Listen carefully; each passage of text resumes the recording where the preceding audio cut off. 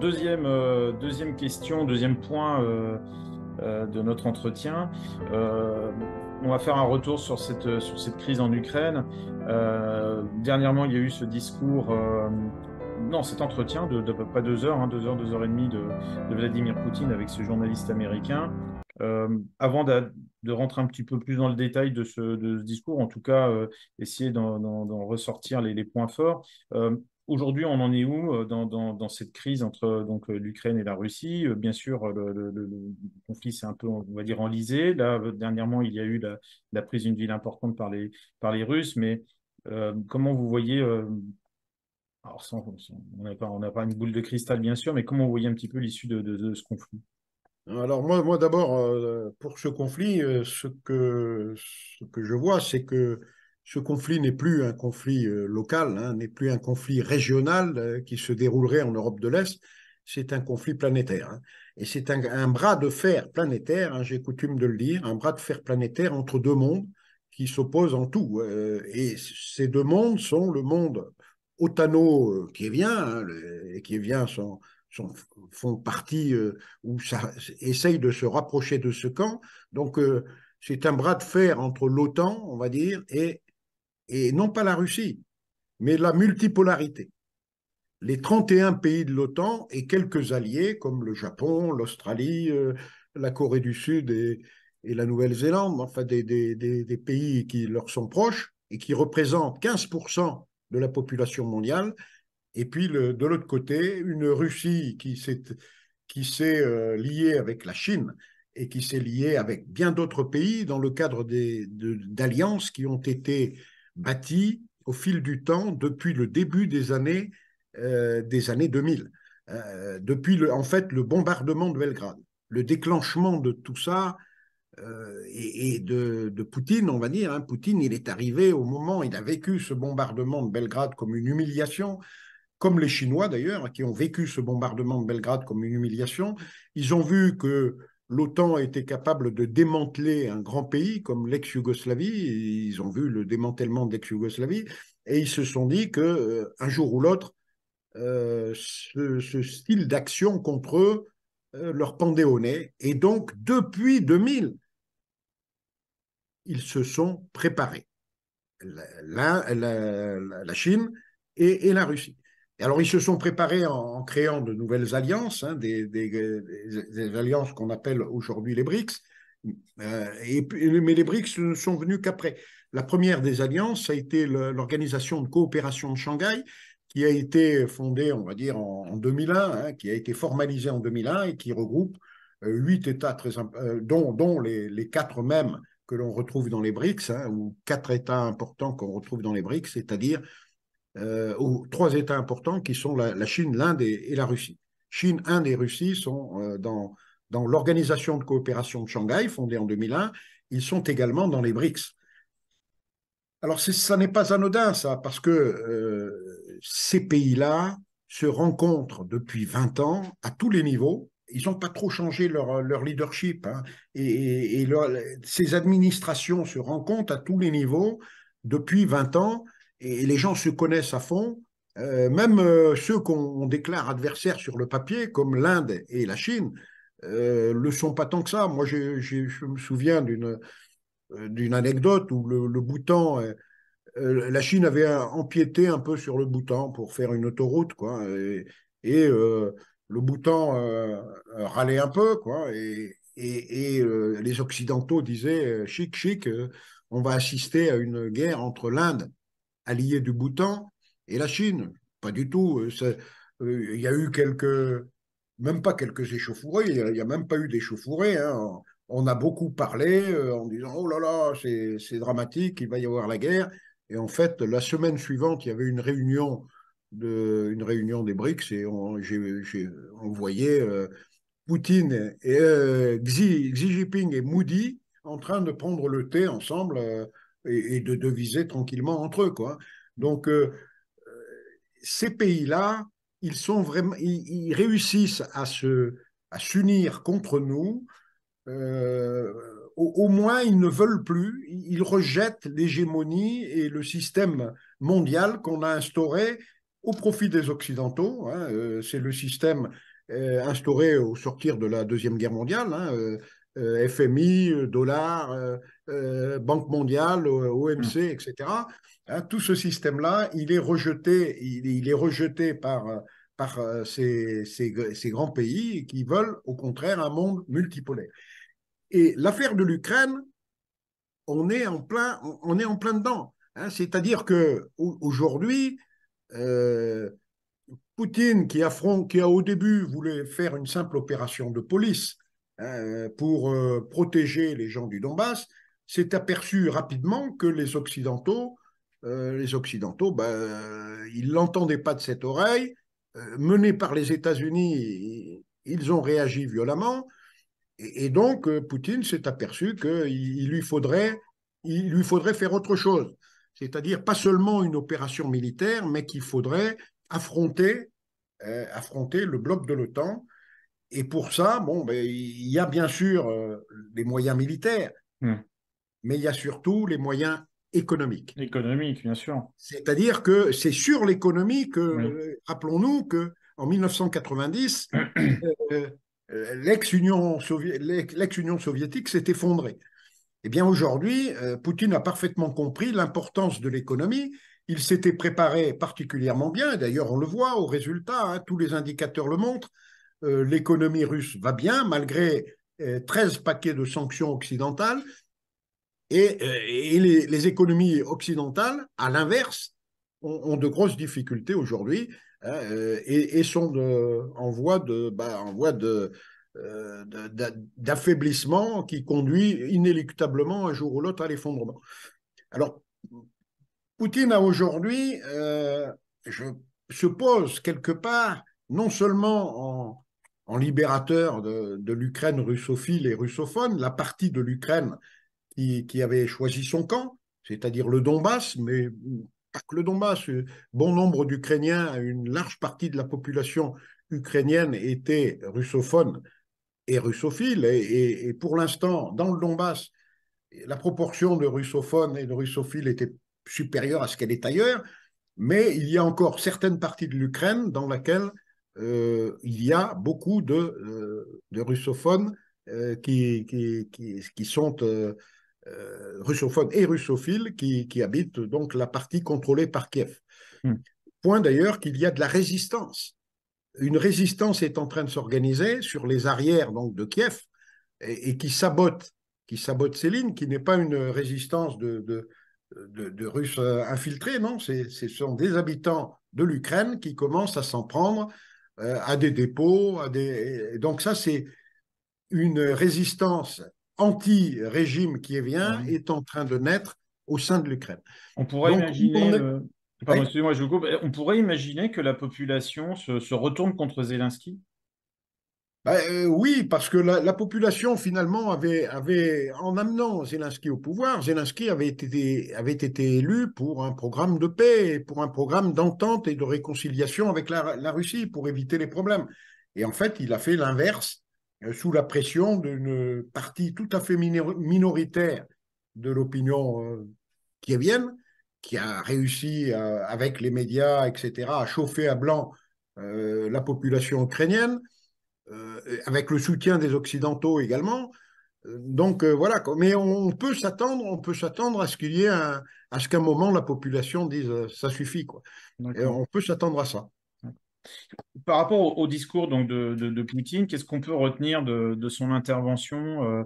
Quels sont les axes forts de ce discours? Parce que, en tout cas, il a créé un gros émoi, on va dire, dans les pays occidentaux. Enfin, cette intervention est venue une fois de plus, je pense, asseoir, j'allais dire, la domination russe.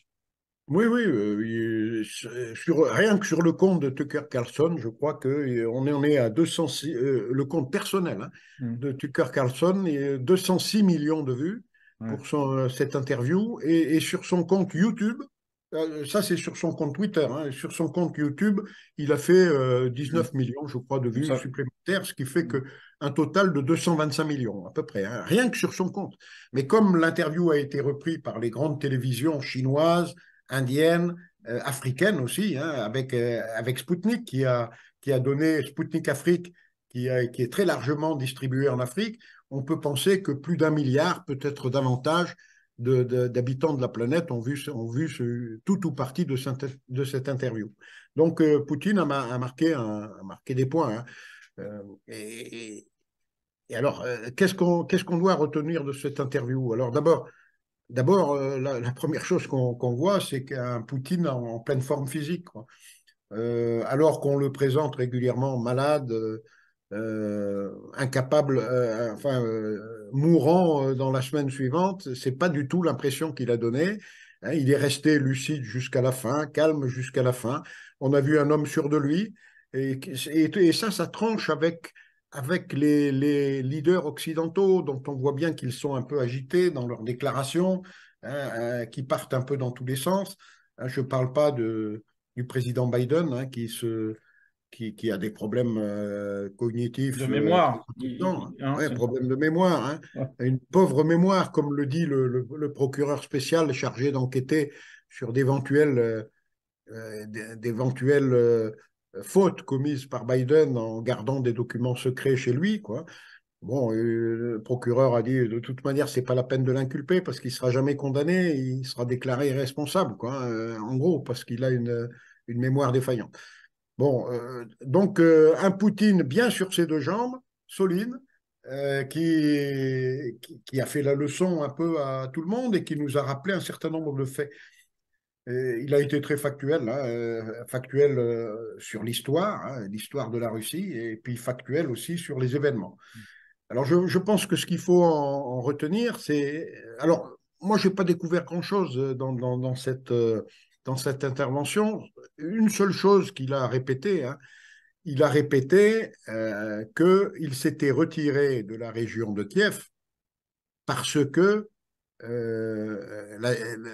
le document de paix enfin, était sur le point d'être signé. Hein. Au moment où les Ukrainiens ont dit d'accord, on signe, Poutine s'est retiré pour montrer sa bonne volonté. C'est ce qu'il dit, mais j'ai tendance à le croire. Et donc,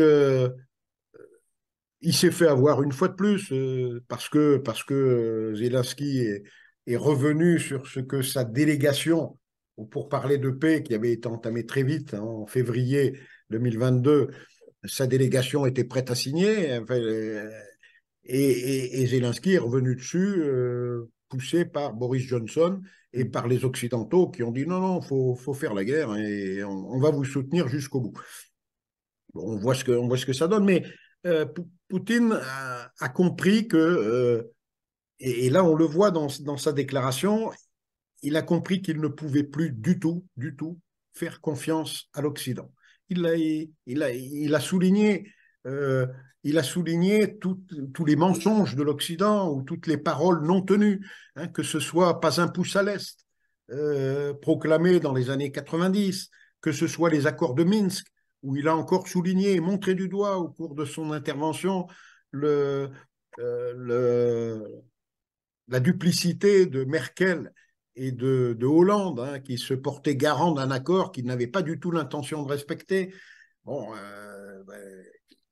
et puis, bien sûr, c'est ce dernier mouvement hein, d'une Ukraine qui retire la signature qu'elle est prête à donner à la dernière minute, hein, et puis sous prétexte, bien sûr, d'un montage médiatique hein, qui a été le massacre de Boutcha. Donc, Poutine a bien dit que l'Occident était peut-être fort au plan de la communication, hein, euh, et que de toute manière, il était capable d'imposer au monde son narratif, quel qu'il soit, même mensonger, hein, que l'Occident gagnerait toujours au plan du blablabla, quoi, hein, du Dans cette narratif. affaire, il va y avoir deux perdants en définitive. Bon, l'Ukraine, dont on sait qu'aujourd'hui, quand même, il y a une forme de vente à la découpe du pays. On sait par exemple que des terres ont été achetées par les multinationales américaines, certainement européennes aussi, donc Allemagne, France. Mhm. Mais et puis ils n'arriveront vraisemblablement pas à payer toutes les dépenses qui ont été dépenses de guerre qui ont été occasionnées pour eux. Mais l'Europe aussi va être perdante. qu'a-t-on à craindre voilà, de cette sortie de crise qui vraisemblablement ne nous sera pas favorable? Nos économies sont déjà alors à genoux, pour reprendre l'expression de Le Exemple. Maire, sauf que notre ministre de l'économie souhaitait mettre l'économie russe, lui, à genoux. Ouais. En définitive, c'était exactement l'inverse qui est en train de se produire. C'est nous qui allons subir ça. Comment vous voyez un petit peu la suite des événements? Les États-Unis aussi ne se portent pas forcément très très bien, avec un endettement gigantesque et peut-être la fin de la dollarisation du monde. Comment vous Oui, voyez oui. ces... Oui, ben, sur le plan économique, effectivement, et c'est là que beaucoup de gens se demandent pourquoi Poutine ne va pas plus vite. Il en a les moyens. S'il a envie de couper l'Ukraine en deux en partant de la Biélorussie, comme il l'a fait au tout début, hein, la manœuvre du tout début vers Kiev et Odessa. Maintenant que l'Ukraine est exsangue, Poutine aurait l'occasion d'aller très vite, hein, de descendre très vite de Biélorussie avec les hommes qui s'y trouvent. Hein. Il a 50 000 hommes là-haut, hein, ils peuvent descendre vers Odessa et couper carrément l'Ukraine en deux par des grandes manœuvres. Mais non, Poutine n'a pas besoin de ça. Poutine, je pense, c'est une opinion personnelle, hein, je peux me tromper, mais je pense qu'il a compris que s'il voulait assurer le triomphe de la multipolarité qui a pris un coup de boost grâce à cette opération spéciale, hein, avec l'élargissement des BRICS, etc. Je rappelle qu'en ce moment, au moment où on parle, le président des BRICS, c'est Poutine. Poutine a pris la présidence des BRICS. Il va y avoir un sommet des BRICS en octobre à Kazan et il y aura probablement, une fois de plus, un nouvel élargissement. Donc les BRICS passeront de 10 États peut-être à 14 ou 15, je n'en sais rien, hein, et renforçant sans arrêt leur force. Donc Poutine a compris que c'était par l'économie, hein, qu'il allait, et donc il s'attaque aujourd'hui, il s'attaque par différents moyens, hein, à l'Europe et à l'Occident. Le bras de fer est devenu non pas militaire, mais il est devenu économique avec l'Occident. C'est-à-dire que l'Occident, chaque jour qui passe, et le temps travaille en faveur de Poutine, chaque jour Ouais. qui passe est un jour d'affaiblissement pour l'Occident. Tous les indicateurs le montrent, hein, les indicateurs économiques du FMI, de la Banque mondiale, etc. Vous regardez ça, vous avez Jean-Marc Toiti qui est professeur de finance à l'école de haute finance et qui fait ça très bien et qui vous démontre tous les jours que l'Occident ne va pas bien. Alors pourquoi l'Occident ne va pas bien? Tout simplement parce qu'on s'est tiré une balle dans le pied, hein, et c'est-à-dire qu'on s'est coupé des approvisionnements bon marché en énergie et en matières premières qu'on pouvait avoir il y a encore 3 ans, quoi, avant l'opération spéciale. Et la clé du coffre de l'énergie, ça n'est pas Biden qui l'a. Il l'a plus. Hein, c'est Poutine qui l'a. Et les pays du Golfe, Arabie Saoudite, Qatar, Koweït et Émirats Arabes Unis sont aujourd'hui, dont il y en a deux dans les BRICS, hein, c'est l'Arabie Saoudite et les Émirats Arabes Unis. Ils se Ah, sont rapprochés de l'Iran. Quand vous mesurez, ouais, quand vous mesurez la quantité de pétrole et de gaz qui est dans l'escarcelle, j'ose dire, de Vladimir Poutine, hein, c'est lui qui en a un peu le contrôle, enfin qui fait la pluie et le beau temps sur les marchés du gaz. Quand vous voyez ça, vous vous rendez bien compte que nous, en Occident, on est nus. bien Nus. sûr. On C'est-à-dire a que quand même du souci à se faire parce que, bon, en résumé, on n'a pas les matières premières. On n'a plus d'économie forte, donc, parce que tout simplement nos monnaies ne valent plus rien. Euh, la situation devient quand même très, très, très tendue pour nous. Il faut jouer vraisemblablement une autre carte que celle des États-Unis qui sont pas à l'agonie, mais enfin. ouais, les États-Unis sont proches de la guerre civile, hein, on Ouais, l'a vu. On est en année électorale.